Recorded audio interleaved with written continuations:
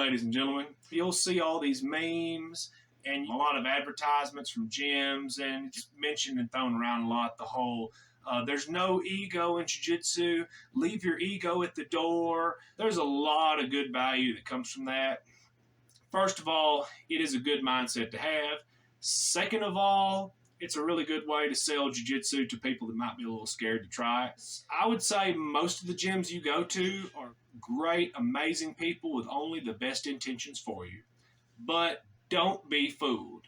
There is a large chunk of the population that train this martial art who have an incredibly large ego.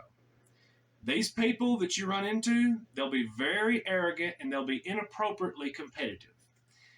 Oftentimes, you'll be training just at a regular gym with your buddies, just kind of getting a few casual reps in, and people with this mindset will come in and they'll act like it's the world championship. They'll go after your limbs and your joints like it is the ADCC finals.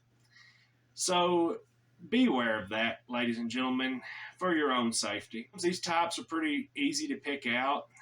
A lot of the time you go for a sub on them and you might not be going 100% because you're just at the gym and they're just fighting it so hard to get out of it. That's one telltale sign.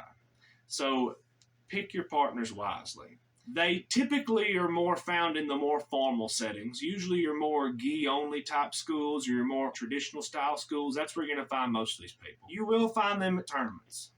Now, let me give you a little tip about going with these kinds at tournaments. You go and get a submission on them, and they might just barely tap real soft in hopes that you let go of that sub because you're an honest person. They want to take advantage of your good sportsmanship. By the way, these people with these egos have zero sportsmanship.